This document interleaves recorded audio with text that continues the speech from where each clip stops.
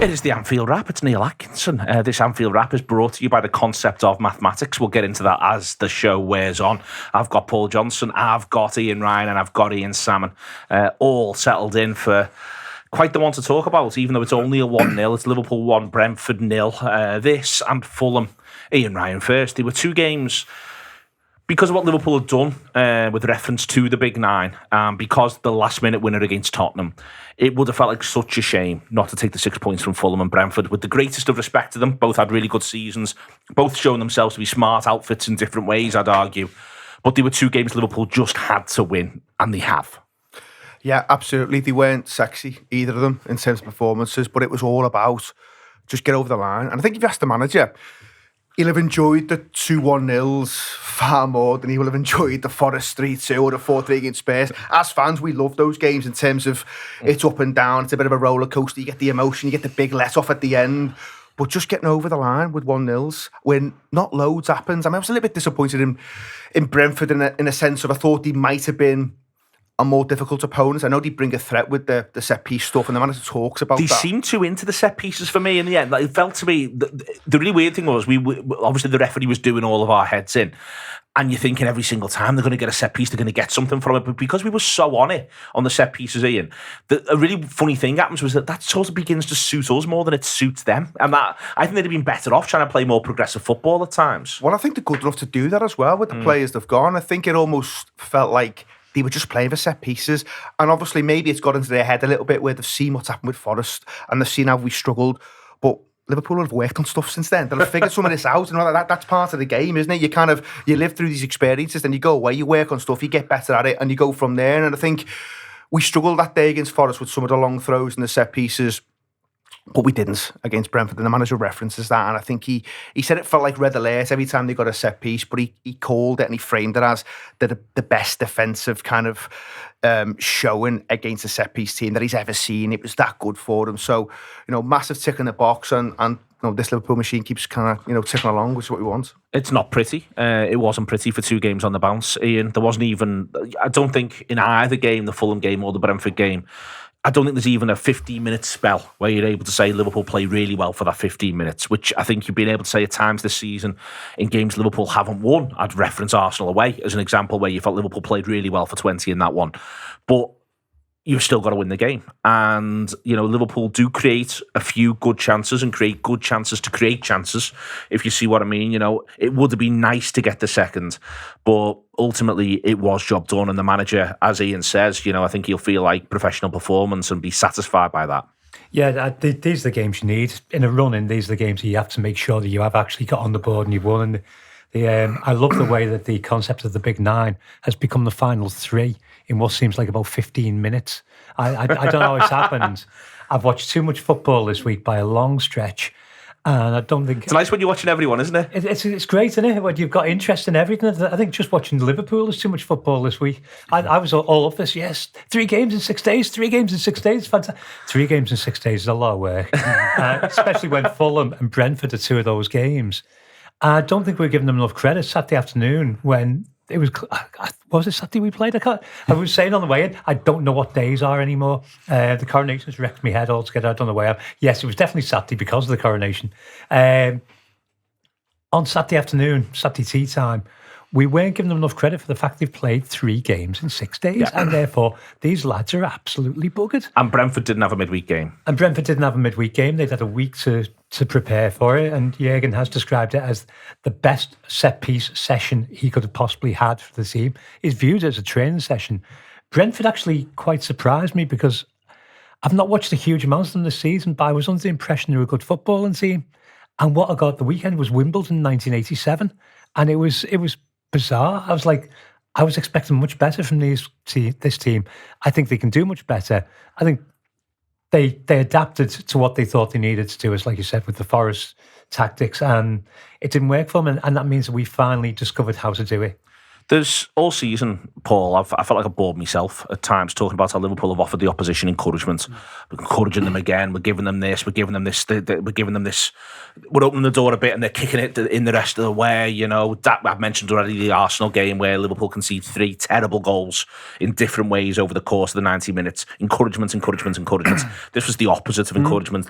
Brentford were discouraged by what Liverpool were doing, and there's not been enough of that this season. And when you talk about things that managers like, that's the sort of thing managers like. It's the sort of thing centre-halves like. It's the sort of thing holding midfielders like. They like the feeling that the opposition are growing increasingly discouraged as the game wears on. Totally. And I think when you're at the game, I think we all probably feel the same. Your emotions, your nerves, your heart rate's going.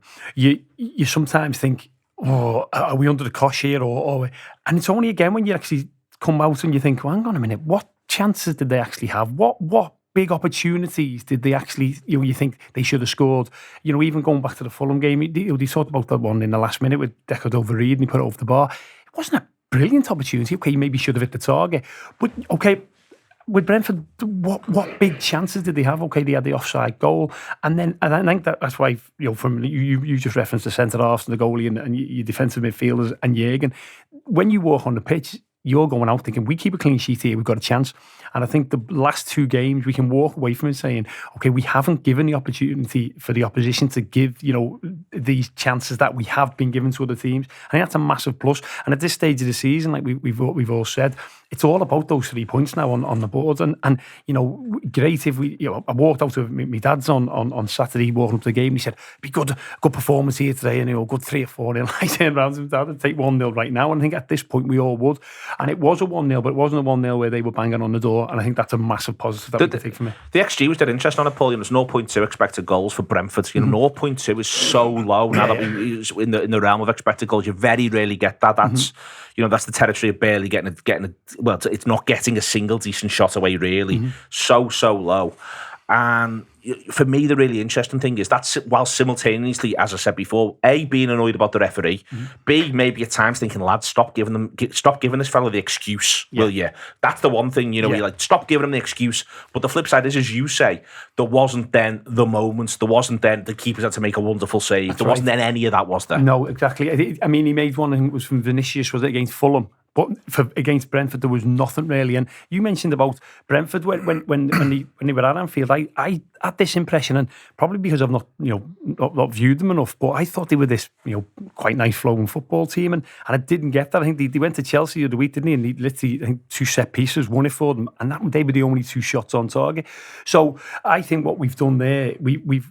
As you say, the set piece is a big one. I remember the away game, they had some mad formations, Brentford, where they were putting like 7 men on the back post. Can you remember them? And every free kick or set piece they had at their place, it looked like they were going to score. And I think they scored about 3 first half. But luckily, I think 2 were cancelled through VAR, etc.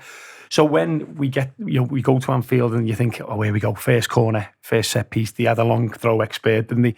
But you come away thinking, well, hang on, he didn't do anything. And for Jürgen to say it was his best ever, set piece or the defensive, display, that just shows how he was impressed with it. They had one set piece, which I thought was absolutely magnificent, where they put in a free kick and they put 2 lads 10 yards offside and played it to a lad in the line, by which time those 2 lads have made up the 10 yards they need because everybody's fallen back to them. I was sitting there going, yeah, go ahead, lads. That's good. I appreciate what you've done there. They are creative with the man, and I think it's worth sort of pointing that out. The manager, again, he praises it. But I think the selection, the team drops and everyone says attacking this from Liverpool. I think part of the reason why he's gone with Gakpo, certainly over Elliott, say, and he was obviously trying to manage Henderson's minutes, I think, in there. But he's gone with Gakpo in the front 4. He's gone with that front 4 with the set pieces in mind. Jota's a good header of the ball. He attacks the ball well. Nunez is 6'2". Gakpo's 6'4". He wants to pick Salah, obviously. And it's a really odd thing to think, even, the way the game is now. He's basically all but gone. Pretty much picking the biggest set of lads I can here. Yeah, I think that's right. I think, I've sat on enough shows leading up to games where we've talked about what you do in the middle of the park. And it's really hard because there's not that many lads. There's not that many options. You start off by saying probably Fabinho, maybe Henderson, and at the minute, Curtis Jones. But they can't play every game. They can't play every minute. But they can from now. But they probably can from now. But but maybe not Henderson 3 in a week because, he got that little knock as well and the manager was a little bit concerned about it. And then if it's not them, you are then defaulting to lads who are small in terms of stature and stuff, and it's people like Harvey Elliott, and you saw him play against Brentford at their place, and he makes a mistake for one of the goals, but it's more about he tries to let something run and he gets caught out. But you wouldn't want to see him in that game. And then even someone like James Milner, who is physical, he's not necessarily tall, although he will put himself about a little bit, but obviously, it's age and legs and all that kind of stuff. So there wasn't loads of options, and I think with Gakpo, he is someone who can naturally just drop deeper anyway and look after the football. And I think he's been brilliant since he's come in, to be honest. Even the first couple of games, maybe he took a little bit of time to settle whilst he was figuring it out, but he did settle pretty quickly. Thought he maybe struggled a little bit at the weekend. I think apart from maybe Salah, I don't think there was a forward who you felt really impacted on the game. I think Gakpo has that chance at the end, but he just snatches at it a little bit. Probably should do a little bit better. I thought Jota maybe struggled to get into it as well. And then there's the Darwin Nunez question at the minute where he just looks so low on confidence. He really does. And listen, I'm not going to start judging him right now because I think there's been times this season where he's been quite good, and then maybe since the World Cup he's tailed off a little bit, and he just looks like a lad now who's in his own head, and I think maybe you don't see the best of him until next season. Just on that though, I think one of the funny things is I actually think in his general play he's certainly better than he was when he first arrived. I think outside the box, at times he's linking up nicely, his movement's nice, all that stuff there. It's now the stuff that's in the penalty area where he looks short of confidence. That's not to say, he was absolutely clinical in the campaign. That's not my point. My point was, though, like, for instance, he was taking things early. If anything, the cliched thing of, at times, he was hitting things too well. All that sort of stuff. I think that's what's gone out the window for me. That's what you're not seeing now. And you're not quite seeing him do that mad... There's pace, and then there's outrageous pace in bursts. So, for instance, what he does for the third against Villa, immediately after the World Cup, when he keeps it in and gets it back to Bacevic, is outrageous pace. He's not quite looked like he's had that in him either recently. So he's lost two odd things. One is, like, for instance, he has that first half against West Ham where he has, like, I think 9 shots in 45. Yeah. That's gone. And that outrageous pace has gone, I think, over the course of the campaign. And I agree with you now. I think that's now a summer project for Liverpool. Yeah, and don't get me wrong, when you talk about elite level footballers, there'll always still be moments and kind of instances where they demonstrate class. I think before the World Cup, certainly earlier on in the season, one of the things that was getting levelled at him was his decision-making in critical moments. Now, there was a game at Tottenham where it all of a sudden seemed like it clicked for him in terms of making the right action at the right time, and he's really instrumental in kind of setting up Salah, I think, on that day on a couple of occasions when actually you think he could shoot here, but he chooses the right decision, and it's really smart football. But I think that seems to have left him, and confidence is huge, and he is still a young lad. He's not got that many games behind him, and I think he's almost feeling the pressure a little bit. Maybe Liverpool, maybe Jürgen was thinking, well, I'll play him in this one and I'll play him against Fulham because there's chances to maybe get goals, and all of a sudden he looks like a different footballer again. But I think now you're at the point with 3 games to go, Neil, where you're working on him in the summer. He looks like a lad who will benefit massively from a decent pre-season, and then you go again because he's had this before, hasn't he, at Benfica, where maybe he didn't quite get the goals in that first season, a couple of niggly injuries, ends up with about 6, and then second season he motors on.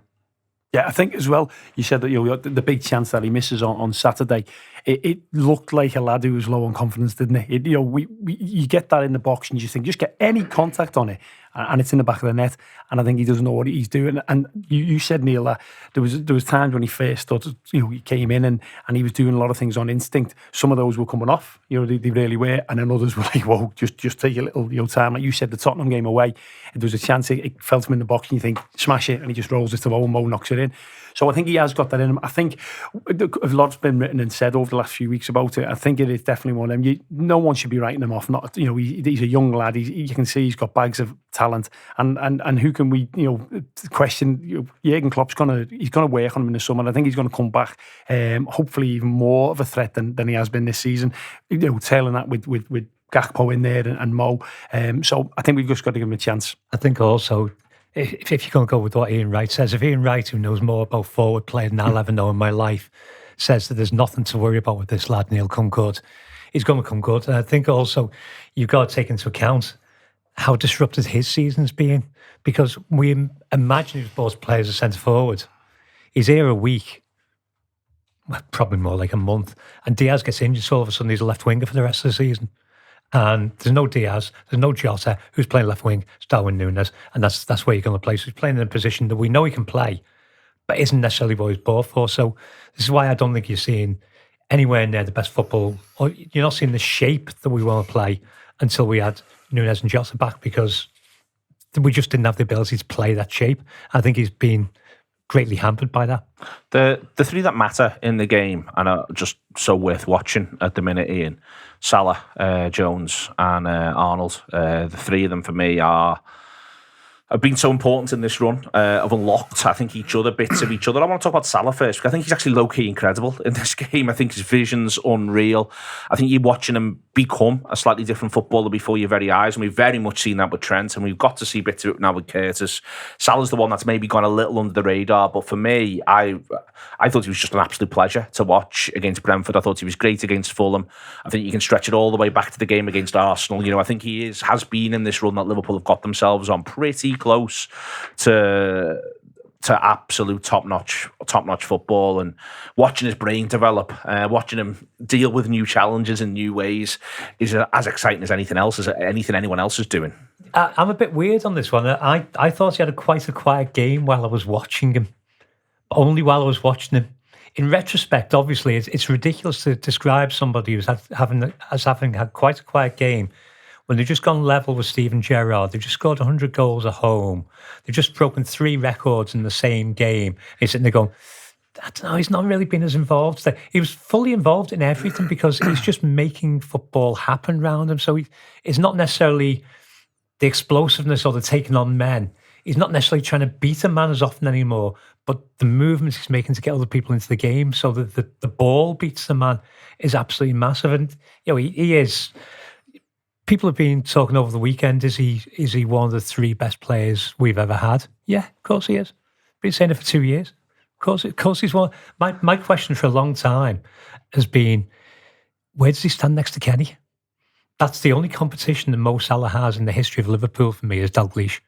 And nobody else comes close to him. Not Gerrard, not Suarez.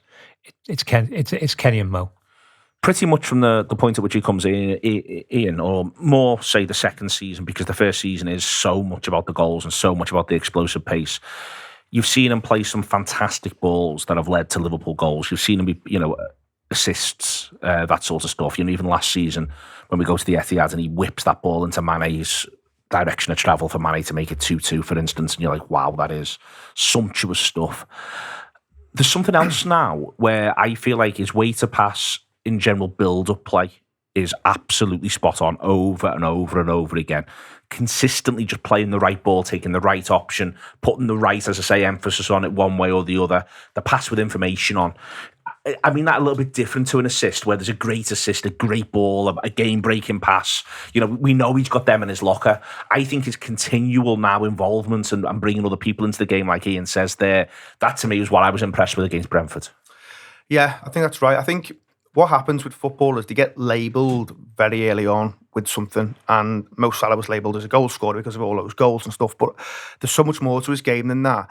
And he also got labelled as a diver as well very early on in his Liverpool career, to the point now where he can't buy a free kick no matter what you do to him. You can do anything to him, put him in a headlock, it's fine. Referees just let it go all the time. You see what happens against Spurs where he gets fouled and then, the foul goes the other way.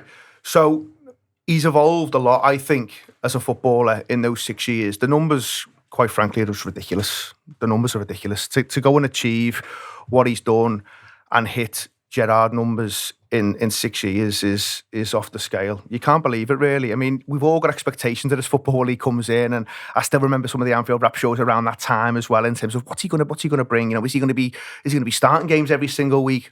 All that kind of stuff. Not necessarily said by me, by the way, but there was definitely that kind of chat. And he's blossomed into this footballer now where he is, and he has been one of the best that the league's ever seen. And don't forget, he's playing on that right-hand side as well. So How often is he going through the middle? But I think your point around the creativity, again, it goes massively under the radar when anyone is really critiquing Mo Salah. They don't seem to talk about it. They still talk about the goals and stuff because the goals are so big, and he's another 30 this season. So that is, again, just off the charts. But his ability to play those killer passes, I think his assist stats last season were really, really strong as well. I bet they're pretty decent this season. He is a very, very well-rounded footballer who is far more than goals. Yes, there will be 1 or 2 times where he maybe snatches at stuff that he could still pass, but that is what a goal scorer will always do. He'll always back himself. He'll always think he can score from any angle. But I think what you have seen certainly over maybe the last 2 or 3 years, is that football has evolved a little bit. And maybe it's coincided with one or two things where I think he has lost a little bit of pace, if I'm honest. I think maybe just half a yard.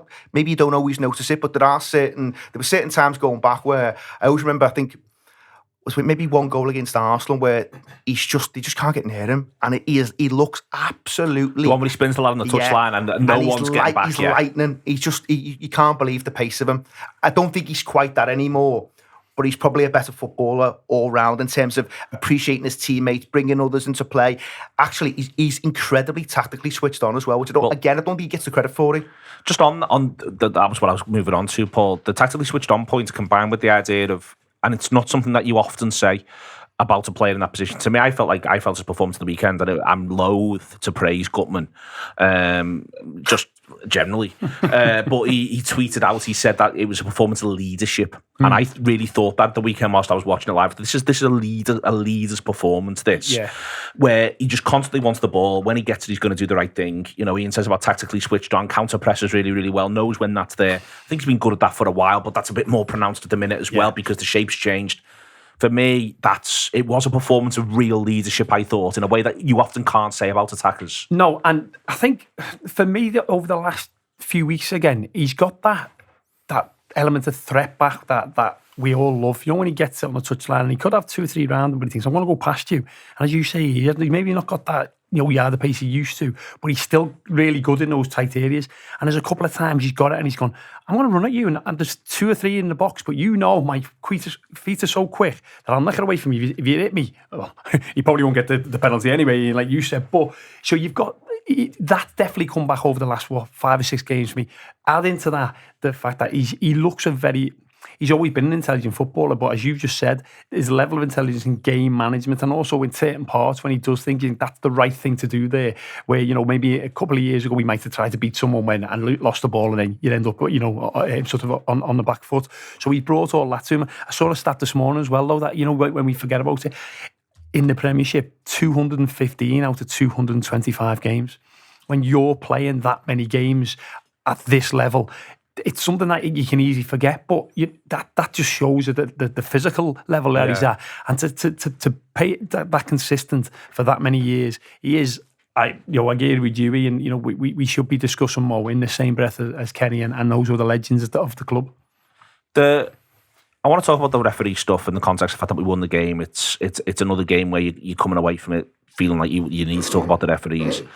One of the things I'm seeing, Paul, at the minute, I think, in a really basic level, I think Liverpool have got no faith in the officiating whatsoever. And I think some of this does stem from Salah. I think some of this stems from, it seems, our players are a bit like, why does it feel like the opposition for 4 years now, pretty much for 4 years, can do whatever they want to this fella, and every game after game after game. And I think it is almost part of that. I'm not quite sure what changes this, because to me, this genuinely, everything in Liverpool's general demeanour in this last little run of games that they've been on, they've been calm, they've dug each other out, they've been rock solid. Konate gets booked stupidly, I hasten to add, for kicking the ball away, because he's furious with this referee. It genuinely feels to me like Liverpool have just lost in quite a Sunday League way. And I don't mean that to disparage Liverpool. What I mean is, when you are in a team and you feel like, why is this fella, these fellas who are refereeing us, we can name 3 or 4 in particular. I don't like being the fella who says it, but they all appear to come from Greater Manchester, and I refuse to believe that's not being discussed internally in Liverpool and isn't being discussed by Liverpool with PGMOL, by the way. Why are all these fellas doing this to us week in, week out? Yeah. And to me, I really do feel like there is a cultural thing in that squad and in that coaching team where they are of the view we do not get a fair crack of the whip from the referees. And I think that... Trying to think back to when I was playing, I think, as you say, you mentioned about Sunday League and Saturday League football. If you go out and you walk onto a pitch and you see a referee and you go, oh, it really does. No matter how you've prepared for the game, how you've planned to set up. And I think it's really difficult for I agree with you. I really do. I think that we're going out at the moment thinking, what are we going to get here? Are we going to get a fair crack of the whip? Because at the end of the day, if you give a Stonewall penalty when it gets given, you've just got to hold your hands up, etc. But it seems that, especially with Mo, and you've just mentioned it, Ian, and obviously yourself did, Neil, it just feels that for Mo to get a free kick, just a basic free kick in the middle of the park where someone's lent on him a little bit too strong or someone's had a little pull over him, for Mo to get that, it feels like it needs to be sort of 10 times stronger than any other player on the park. And the third time, yeah, you mightn't get it the first time. So, as you say, as a player, if you were playing in that team, you would be thinking constantly, what have we got to do here? You said about the club discussing it, but it's got to be being discussed because you've mentioned the Greater Manchester element and the referees. It's just ludicrous that we're still having these conversations about it. And, people will say that, the penalty midweek against Fulham was a soft penalty. For me, again, if you're a centre-half and you swing your leg and you miss the ball and Darwin Nunez has to take evasive action to that, the contact might be minimal, but because he's running at such pace, he then goes over. So for me, it was a stonewall penalty. I think on this, Ian Ryan, I'll come to you next because I think this is a really important thing. Liverpool have actually got some good big decisions that have gone their way in these games. Let's be clear about that. And up and down the country, everyone moans about the video assistant referee. Liverpool aren't moaning about the video assistant referee either. That's not the context of this. It's those 50-50 decisions over and over and over and over and over again. And it feels like it's worse at Anfield. It feels like it's worse at Anfield. 100%. It's happening over and over and over. Every game, I feel like when you go to Anfield, you come out feeling like you've just got no 50-50s. You just got no 50-50s all match. And I think that, as I say, this isn't about what's happening with the video. It's not even about the big calls. For me, it's not even about the big calls. It's about the fact that it just feels like we are refereed to a different standard and our opponents are refereed to a different standard than us. Another good example is Alisson gets a fucking yellow card when their keepers held it for longer earlier in the game. Their keepers held it for longer earlier in the game, and we've had years of watching keepers act the goat at Anfield over goal kicks, and Alisson gets a yellow card for 34 seconds. Yeah. Stuff like that is, I think, what's driving Liverpool players, forget the crowd, forget us, driving Liverpool players mad, I think, at this point. The goalkeeper stuff was ridiculous to book him for that. And then you've got Eddie Howe yesterday complaining about time wasting when they played against Arsenal. Honestly, the irony was off the scale. But yeah, it's hard to disagree, Neil. I mean, some of the refereeing performances you see at the minute, and you've got to be careful because it can sound like you're having a moan for moan's sake, and I'm sure lots of fan bases have similar conversations about referees. But when you've won the games, it feels like you're in a better place to be able to have the conversation because you've got over the line. So it's not about the results; it's about what you're seeing in front of you play out on the pitch on a very regular basis. But I don't think it's just us. I watched that West Ham v Manchester United game yesterday, and the referees, he's a disgrace. Well, they're the big decisions, though, Ian, is what I'd say. They are. But you've got to get them right as well. Oh, absolutely. Because they're changing football matches. Do you know what I mean? They're changing the outcome of football matches. That's a big decision ignored by the guy on the pitch and the video assistant referee, which is absolutely ludicrous. That would infuriate you. Everybody on Twitter can see it. Yeah. It would infuriate you so much, but there are these ones that you're talking about there that just the 50-50s that just don't seem to be going our way, and it's almost like they're coming in with this attitude of, I'm not going to be a homer here. I'm going to go against. I'm standing up to this crowd. I'm standing up to this manager. Yeah. And sometimes you see it you almost see it sometimes play out in punditry as well, where if someone's got an attachment to a certain club, they go a little bit the other way just to show that they're not influenced by the history to that club. And I think you're seeing some of that with referees thinking, I'm not letting this crowd influence me. I'm going to make... And if it is 50-50, I'm probably going to just lean the other way. And it might not always be consciously, but subconsciously, you're seeing some of that unfold in football matches. But I do think the general standard is so poor now. It's hard to remember, and you can sometimes forget about how bad things were in different areas. I get that. But it's hard to remember a time where, given that they've got the actual, assisted referee stuff as well going on, where they're getting so many big calls wrong. Yeah. I've just the point I was just trying to make is that, as you say, it's the within game consistency for both teams. So, like you've just said, it feels like they're going. And on Saturday was a perfect example. I think Virgil van Dijk first half goes up with Tony, I think, and he wins the header. Yeah, and obviously he's had to sort of go over him. The referee gives it. In the second half, exactly the same instance. One of their centre-half goes above, I think might have been over Mo. Exactly the same happened, and he doesn't give it. And that's where you're looking at it thinking, okay, it's not a major decision that's going to affect the outcome of the game, but it's one of those, again, that the players must be thinking, we as fans, I shouted, it's exactly the same as the one of the first half. but he hasn't given it. So you think, well, why? And that's where the players must be feeling. Well, there's no consistency here, is there? The players, that stuff that worries me. I've now got to the point with it where we've all got views on referees, and I try to not do loads of it on these shows for loads of reasons. One being, firstly, you could just end up talking about them forever, Paul. What's worrying me, genuinely, is I do think it's in our boys' heads. I do think it's in their heads now, and that's the change as far as I'm concerned, and that's a change from previous eras.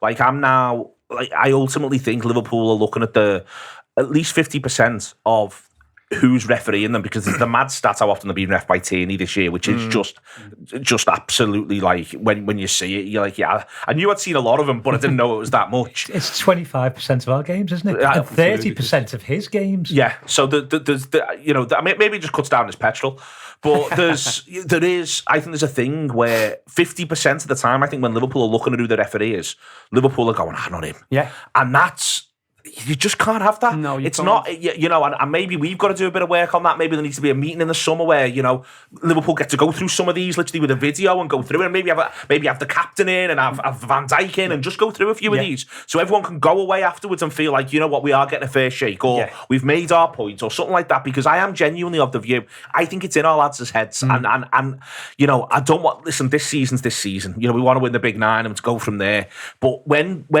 all the marbles are up next year, I don't want us going into game 30 looking at the referee and going, not him again. Yeah, him again. And especially at Anfield. And I don't know whether you can do it, Neil, but I think it's right what you just said. If the club can sit down and literally, the way they've got these clips and all that, if they could sit down and say to them, listen, can we just have a meeting and actually just to air our concerns? And we've got evidence of it to show. And it's not, as you say, maybe not about the massive decisions. It's just that Anfield in particular, all the 50-50s seem to be going against us. And as you say, if that's happening every time, there's frustrations level going on. Canate gets booked for volume on away after there's a foul right in front of him, I think by Fabinho, or whatever it was.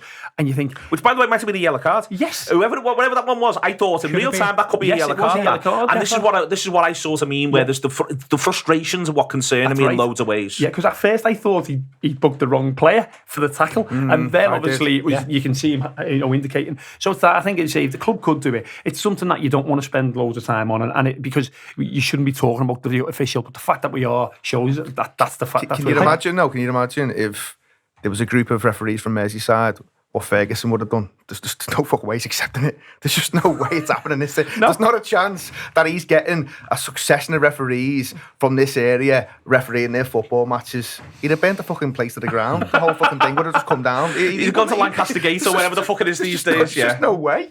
I won't talk about the referees because I pay 850 quid a year for my season ticket. So I'm paying for what we believe to be a leisure pursuit.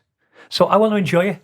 So what right does Anthony Taylor's ineptitude have to ruin my enjoyment for a game of football? But on that, that's the other part of that as well, the idea of that, what you're paying for, etc., etc. Listen, it's a complex thing, what you pay for, Ian. But the other thing to point out is how little the ball was in play. Yeah. And in the end, that suits us. Don't get me wrong. In the end, that suits us. But the ball being in play that low, and we see that all the time. We're not seeing football. I said at half time, it was a potentially good game of football being ruined by Anthony Taylor because there was no way, in a season where they've been told that they want to keep the game flowing, there is no way on God's earth he was going to allow that game to flow at any point. He was just going to disrupt it as much as possible. He was going to give every niggly foul he could. Except against Mo. Except against Mo. Except anything that might benefit us in any way. Just dead quick, other positives. Ian, Trent and Curtis again. Just delighted with the pair of them. Yeah, absolutely. I think Curtis has really come into his own. I think you can't really underestimate having that elite mentality to maybe come through some of that difficult stuff where it won't have gone unnoticed by him. I'm sure that he's faced a fair amount of criticism from fans at times. For maybe not being something that they want him to be. But this is the makeup of squads. You've got to have lads who can come in and carry out instruction and do it to a very, very good standard. And that's always been the way. That's always been the way. You look at even, it is more of a squad game now than it's ever been. You look at City last season, only 5 lads play above 30 league games, and one of them's the goalkeeper. So you are relying on these other players coming in and doing bits. I remember looking at something when United last won the league in 2013, so 10 years ago, Tom Cleverley plays 22 games. Plays 22 games. He's shite. Broadly speaking, I'm being quite flippant, but he's not one of those players you think, well, he would have been instrumental, but he's coming in and playing 22 matches. You go back further to United 08-09, and you think of that team, you think about maybe Ferdinand and Scholes and people like that. John O'Shea plays more than Ferdinand. John O'Shea gets the most appearances that season, all comps for United. Ji-Sung Park and Fletcher play more than Scholes. Berbatov plays more than Rooney and Tevez. Sometimes you perceive certain teams to have all of these footballers available all the time. We know from our own recent history that getting those best 11 lads on the pitch is a very difficult thing to do. So you need these players to come in and influence and be good at certain times, good at certain moments. And Curtis has stepped up and he's been good in a moment where Liverpool have really needed him to be good. He's carrying out those instructions. I talk about his mentality and what he's willing to do on the pitch. He does that flick, doesn't he? And it's obviously only 1-0 of the game. It's a great flick. But to do that, you can imagine if that went wrong and they're breaking from midfield on us, the manager would have crucified him. But it comes off, but he backs his own ability. This is not me saying he's perfect in every way. I think there are still times and there's still things they're going to be working on him with. That's obvious. He's still a relatively young footballer. He's got a lot of games under his belt for Liverpool now. For someone who's had so many injuries, but he is still pretty young. He is still learning. But he's adding something to the team, and it doesn't hurt that he's probably 6'1" as well. So in terms of physicality, he's got something that some of his peers haven't got, some of his teammates haven't got. And I think he's doing really well. Obviously, scores the other week as well. That won't do his confidence any harm. And some of this, you can bring it back to confidence. He's been through a pretty tough time, but you can track back through his Liverpool career, and he can pick out games where he's been excellent. He's been really, really good for us. Don't get me wrong, there are those times where he's been dropped in and it hasn't quite looked right, and maybe he has chewed it a little bit. I think there are times now where the manager's asking him to hold on to it a little bit, get people up the pitch. Yeah, loads of that. But he's on a bit of a journey, as I say. It's so far so good. There'll be days to come where maybe it doesn't quite go right for him and he looks a little bit exposed and stuff. That will happen as well. But at the minute, I think the manager will be delighted with him. But it's all about just keeping him fit. And he's had those injuries and keeping him firing and keeping him ticking over. He's bringing quite a lot to this Liverpool team at the minute, I would suggest. Yeah, and I think the big thing you mentioned as well is, he is still a young lad, isn't he, developing his game? So he can only go one way for me. And I think you mentioned about the fans, and I think sometimes because of the success we've had recently, there's an extra pressure, and that's fine. But there's that extra pressure. We need to realise that this lad has got bags of talent, and again, things might have gone well. He's had a couple of bad injuries, a couple of things that you remember rightly. They were almost like the injuries were baffling the medical team. So I think he's shown that he's going to be, whether he's your starter every week, Ian, we don't know. But as you just mentioned there, mate, sometimes you need lads like him to get you over the line. He's currently playing the best football of his senior career. He's been absolutely excellent. He's playing intelligently. He's a player who, if you did a show reel of his best moments from the weekend and best moments from earlier in the season when he first came back from injury the first time round, put them up on YouTube, Twitter would be paying 80 million for him from a Portuguese team, and they'd be quite happy to. But we don't value players. A lot of people don't value players the same because they're a local lad who's come through the academy, and he's knitting that front line together. The fact that he can move into the front line because he used to be a forward, the fact that he can move up and down that left-hand side, the triangles we've got going on the left-hand side with Diaz and Robertson, playing some lovely stuff down there. Indeed. Less good stuff, Paul. Three things, really. They're sort of interrelated because it's about decision-making more than anything else. Shots from daft areas. Not everything has to be absolutely patient and worked into the box. But, for instance, you get to see a really good example of what a shot from 20 yards rather than 25 or 30 can be about when you look at Gundogan's 2 goals for City, where they've worked the area, it's set, even to an extent, even though he's a bit further out. The Odegaard goal for Arsenal, they've created a bubble of space around him for when he's going to go and attack that ball and strike it. For us, I don't think we're quite doing that at this point. I think there's also something in, we've talked there about the referee. We didn't have to make it easy for him to stitch us. I think that's look, when you sent the agenda through, that the first thing that jumped out to me was that, because there's times when we've just gone on a lot about the referee, but come on, lads, no need for that there. I mean, I think going back to the Tottenham game, Milner's tackle on Kane, it's very silly. I know it come from we should have had the free kick up there, but again, it's like, just stand him there, Millie, because you've just gone through him now and you got a free kick. It was the same on Saturday. It was time you just think, boys, come on, just think about where the position you're on the pitch. Think about what you gain if you nick that ball there. Okay, are you in such a great I think position? this fella's not going to give you the benefits of the doubt. Exactly, 100%. Because if that's in your head, but then a little bit of it, Neil, like you said before, is it a little bit of I'm damned if I do, if I don't, because even if I win the ball clearly, this fella will give it against me. So you've got that as well. But I think it is something, especially when, we've already said that Brentford, there weren't loads of things you can come away from going, okay, well, they had that chance and had that chance, but we gave them enough opportunity to possibly have chances. Brilliant defending meant that they didn't. Don't give them the opportunities, lads. Come on, at this point now, if you've got 10 to go and you're 1-0 up and the 3 points are so valuable, let's use our brain where we can and maybe not give as many silly fouls away. John Gibbons and Adam Smith talked about it really well on Tour Live, the nonsense, Ian. I think in the end it's worth pointing out the sheer gusto of the response to the nonsense. Sort of almost justified it being played in a strange way, because it was just crystal clear what was thought. It was no prisoners were taken. I think also it showcases a sense of Liverpool identity across the world for those who want it. The usual suspects after the fact have had a pop, but it feels like it's only really been the usual suspects. It doesn't feel like it's got out of that pretty obnoxious bubble. I'm almost just glad it's over with in a sense as well, because you want to be able to focus on the stuff that we want to be able to focus on. It's one we can chalk down and refer back to at future occasions when people talk about football being too political. Yeah, I was saying this before the game, when Marcus Rashford started talking about child poverty and food poverty. The Tories decided that you should keep politics out of football. Right, we'll keep your politics out of our football then, because we don't want it.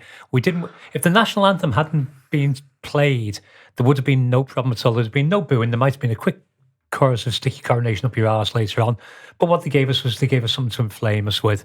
And I've never booed the national anthem in my life because I can't be arsed with it. It's more energy than it deserves from me. So I've always sung "You'll Never Walk Alone" to the national anthem. This week, I decided to boo the national anthem because, I'm not one of these new arriviste anti-monarchists. I've been an anti-monarchist since 1977. I've got a lot of experience in this. Like a fella who doesn't drink Guinness on St. Patrick's Day because you're into it all year round. Yes. I decided a long time ago that I had no truck with the royal family and they weren't necessary for a country to exist, and I stand by that and always will stand by it. It's a pointless institution, get rid of it. Other people's opinions are available. This is obviously mine, and a lot of people I know. But I decided to boo it. Do you know how much effort booing takes? It's hard, isn't honest it? to God, it is. But you're just sitting there going, honestly, the Blues must be so good at the bleep test. I was the lungs on the Blues. Yeah. I was massively up for the whole seagull thing, and I just couldn't do it. So I just started singing Liverpool. Liverpool made me feel a lot better about life. You're nothing to do with us. The royal family's nothing to do with us. Keep it away from us.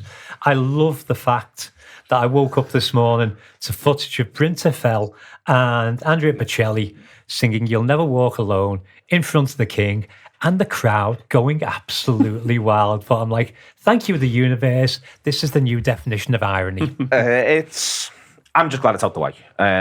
It was one. You could see it coming a mile off. You could see it coming when the dates were decided and all that sort of stuff. You could see it coming with the date of our game. I think it would have been easier, for instance, if we'd have played Bank Holiday Monday for the club to say, you know what, we'll just give it this one a pass. I think that would have been easier. In the end, as I say, I think I do feel at times, I wrote it in my piece, Liverpool Football Club sort of institutionally, they do, I think, manage to get the cake and eat it in a couple of ways, because I think there's one of the reasons why I was over in the US for the game, and one of the reasons why I think you can say a lot of people do choose to identify with Liverpool is a countercultural element, and but you're still simultaneously selling them shirts, and I don't mean that in a derogatory way. I just mean it in a literal sort of that's the way it is way. I'm glad it's finished this time out. It's not a once in a generation event. The fella's 77. That's the other thing that keeps occurring to me. I have to deal with this again in fucking 6 years or something like that. You fucking live long though, don't you? The health package they get for the job's quite good. To be honest with you, fucking booper. There is, all of it though is, you can laugh at it now. I think the point was made, and as I say, I'm pleased. It doesn't feel like it, where the baddies are concerned. I don't feel like it's got out of their obvious bandwagons. I don't feel like it's not got out of their safe havens, if you know what I mean. Yeah, I do. So we did the pre-match show leading up to the game, and I said on that to Phil that I didn't think we should have agreed to it, but I think your point's right. In terms of how it's played out, it all feels fine. Now, I did think it was always about, you're going to get some heat with this regardless. So even if you say no, you're going to get heat. but it was all about, well, how much heat are you going to get? And it felt like if you were going to put it front and centre, 5:30, then it was going to come down pretty heavy on Liverpool. But as you said, it just seems to have upset the right people, to be honest with you. I think it was so resounding as well. I think the gusto's part of and it. I think it does help in terms of, it kind of really fires the crowd up, which then feeds into the players. And it has upset the usual suspects, the likes of Piers Morgan, for instance. I didn't see an opinion piece from Gary Mabbutt coming, I have to say. I don't know where the fuck that's come from. I loved it. But Peter Shilton, again, another one of those people who you don't mind upsetting. Paddy Kenny, for some reason, felt like he's got some caps for the Republic of Ireland, that fella. He should get involved. I mean, these are all people with, if they want to take the moral high ground, it doesn't take much of a Google search to have a look at what some of those lads have been up to throughout their lives. So Hey, no, we're not talking Mabbutt down. No. Fucking stand-up citizen Gary Mabbutt. The rest of them. So I think So I think it does play out in the kind of how fired up the crowd are and stuff, and obviously that kind of feeds into the players. So all in all, Neil, it worked out okay in the end. Other than it works out okay, Paul, this weekend is the maths. I said before at the start of the show, we're recording this prior to Leicester, Brighton and Forest. I've just said them in the order of how much I want them to win in there as well, to be crystal clear. They're my preferred victors in those games. There's a massive carrot dangling for Brighton all of a sudden. Villa obviously don't get a result over the weekend. Newcastle don't get a result from our point of view. Man United don't get a result. Still conceivably from Brighton's point of view as well. They've obviously got Everton 5:30. As I say, we're recording this right now. It's about 12 o'clock. In different ways, I feel like Newcastle and Man United both suddenly look really, really vulnerable. Yeah. They just look. Newcastle have got difficult games and they've got one way of playing. United have got really straightforward games, but they just look shot. On the train on the way in, obviously I was looking at the agenda, and obviously maths isn't my greatest area anyway, but I would literally my mind, because you look at the fixtures they've got. I mean, Brighton, who, as you say, have got a massive carrot in front of them, but they've got to play the top three. Two in the bottom three, which you'd think, and then I think Villa last game of the season. So it's at this point you can say they could have a massive impact on where the title goes, who gets top four, including themselves. So you've got that carrot there. You've just said about Newcastle and United. I think United in particular, they have spells in games. I've watched them a few times. They have spells in games when they look really good, and I think they hit the post twice yesterday. They had another couple of good chances, but then they look at times like they're a bag of rags, and that can only. Do you know they've never played together at times? For a team that's played that many games, they look at times like they've never played together. And whether that is, again, whether that's a bit of fatigue coming into it. And then watching Newcastle yesterday, again, similar. Spells of the game, they look really good. But then, obviously, when things are going against them. So it's so intriguing. I mean, as I say, Neil, I was looking through fixtures and I was looking through what can they get. I think, from our point of view, we win our 3 games and we just got to see where that leaves us. But there is a massive opportunity. I think the big one for me is the next one for United, because United need 9 points to guarantee it, don't they? So they've got 4 games left. Before yesterday, it was 9 out of 5, and fans would take that. But all of a sudden now, it's 9 from 4. Okay, if the next one doesn't go right, which I think is Wolves, is that right? Wolves at Old Trafford. If the next one doesn't go right, I think they could start. I really, if they get that, then they go, okay, we only need 6 from 3. I think, but the next one doesn't go right, I think there's a chance of getting them. You know what's got my attention, that United one, because I think on paper they do look relatively easy, but there's this game against Fulham, the last game, and they've had that history in the FA Cup game where Marco Silva and the Mitrovic thing. I said it the other day to the lads on one of the shows. You can imagine how fired up Mitrovic is going to be, and the manager, by the way. Is Mitrovic able to play in it? Is he back? He's back, yeah. He's back. That ban will have ended by then. I think it's the last game of the season, so I think he'll be back. But imagine the size of him. But there is that. But I just think the squad in general, that Fulham squad, will be. And these things don't always play out the way you want them to, but I think they will be fired. There's a chance to put a spanner in the works against United. Given how that FA Cup game just unravelled, I think you'll see a Fulham team that's a bit more fired up than one or two people are expecting because of what's gone on before. And I just think United at the minute, I absolutely take the point about they look a bit like strangers and stuff. They are suffering from not having the 2 best centre-halves. I know Luke Shaw's coming in trying to do his best attempt at being a centre-half, but he's not 6'2", he's not 6'3", he's not dominating. And he's also then not at left-back, which is what all the United people that I follow online, that's the thing they're talking about. Our build-up play is crap because we moved the left-back who's best at building up from that side and gets up and down the flank really, really well. He's now at centre-half, and we've moved Martinez, because of the injury, he's not available to pass through the lines, which he does really, really well. So he's got to have some qualities because he's only a little fella. So you when you go through all of that, that's what they're saying. So they can't get. This is why one of the reasons why they do look disjointed. They can't get playing in this scenario. And there's always been this thing, hasn't there? Where if Rashford stops scoring, who else is going to provide the goals? And I know they've got some other players who'll come in and out, and they're a little bit inconsistent. People like Anthony and Sancho, by the way, who's got away with murder. Both of those players, to some degree, in terms of the performances versus the fees that were paid for. You know, Sancho hardly ever gets mentioned. Those performances have been so far below what you'd expect, and maybe there is some mitigation there for some of those players in terms of settling in things. But the light's not really been shone on them like it's been shone on other players. Darwin Nunez, for instance. But I do think even someone like Casemiro, who got rave reviews, is now suddenly starting to look a little bit ragged in that midfield. It's creaky. He does, and all of a sudden, giving a 31-year-old a 5-year deal, maybe doesn't look quite as smart as maybe one or two were saying, Gary Neville earlier on in the season. So, and I think the Newcastle thing... He's having a terrible month, Gary, He is having a terrible month. And I think... And he looks concerned, by the way. He sounds concerned. He's all over the place. Yeah. But even Newcastle, I think... By the way, if anyone's listening to this who's got Gary's number, just reach out, check in with him, see if he's all right.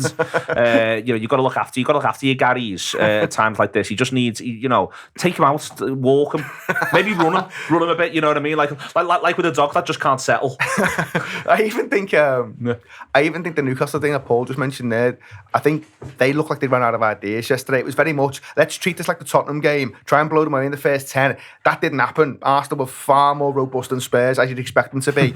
And then it was, well, what do we do now? And they were very much figured out. And I think the Leeds game on the weekend will be very, very interesting. All of a sudden, Sam's got a week to work. There's not a ton of guile, I think, on the Newcastle side. There's good dribblers, don't get me wrong. Yeah. The dribblers full of guile, but there's not a ton of guile, I think. And that's that they remind me of, I've just done Bacon Butty and I said it on there, they remind me a little bit of almost Houllier, 1999, 2000, rather than 2000, 2001. They're physically dominant at times, they can run all over you. But if you just see the other side of that out, it's then a bit like, well, what's next, boys? But it's also your point that you always mention, course and distance. They've not done it. And now it gets interesting. So if Liverpool aren't putting those wins together, Newcastle probably cruise to the points total that you'd expect them to get, and they get over the line in some of these other games we're talking about. But now you've got the pressure that goes alongside these games, and they are playing a team that's right down the bottom, fighting for their lives. Don't get me wrong, Sam's going to need to do some work with that Leeds team because they have been shipping goals. I know they get away with a 2-1 at City, but they've not been great over the course of the last 4 to 6 weeks. So it is dead interesting. Brighton is going to be a really interesting one because we know what game they've got today. And De Zerbi's trying to manage a squad. You are seeing him rotate loads. Yeah. That could end up costing them when he's taking out 1 or 2 bigger players just to try and keep them fit because they've got so many games in a short space of time. But Liverpool aren't in a bad spot now. They're not in a bad spot at all. There's a reason, Ian. There's a reason why 70 plus normally is enough for top 4. Yeah. And one of those reasons is because the sides that were coming 3rd, 4th, 5th, 6th, they're just not that consistent.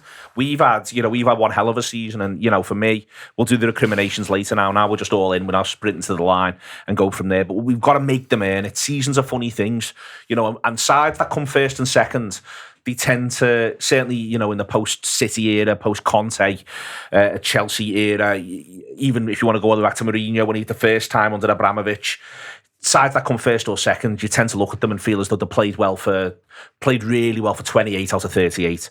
But sides that are coming 3rd, 4th, 5th and 6th, they tend to have played well for 19 out of 38. And it's almost what you've done when the chips have been down for you that then makes a difference. At the minute, Liverpool could end the season winning all 9 of the last 9. That's a quarter of a season. It might not be enough, but there is a reason why 70 plus normally gets you. Yeah, it is. As you said, it's all to do with the consistency. I was looking at a table for, I think it was half the season last night, which puts us 2nd, 3 points behind Man City in points gained since January, which is fine. Doesn't feel like it, does it? It doesn't feel like it. It feels like January, February and March were fairly awful, and all of a sudden we got quite good. We're doing what we did in the COVID season when we had no central defenders. All of a sudden, we're just getting over the line. And that season, there was no way we were finishing anywhere but 9th, and we finished 3rd. And there's no reason why it couldn't all go to hell for United and Newcastle in the next couple of weeks. We could finish up. We could end up with a top 4 that includes us and Brighton, and that would be hilarious. I'd take that. I'd take that all day long. That'd be absolutely wonderful. And also, I don't want to do recriminations at any point. I want to just look at it and go, this is why this happened. And I think we all know why this has happened, and we know what the injuries have done, and we know what last season did to us. I think it's a case of going, okay, if we get top four, we've got top four. The season we scraped through with the bare minimum for the season. Start again with what we're buying in the summer. There we are. We might do recriminations. I'm all right with some regrets, but now's not the time. Now is not the time for regret. Now's the time for enjoying every single minute of it. Liverpool have made it possible. There was a big 9. They've won 6 of them. That was the big 6. That's out the way. There's now a big 3. It doesn't get any smaller. They win the 3. They are unbeaten in 11 by the end of the season. They would have therefore won the 9. Seasons are funny things. Enjoy them with us. Download the app. All the obvious bits and pieces. Subscribe to the Anfield Wrap because it is the big 3 and we will bounce into every single one of them.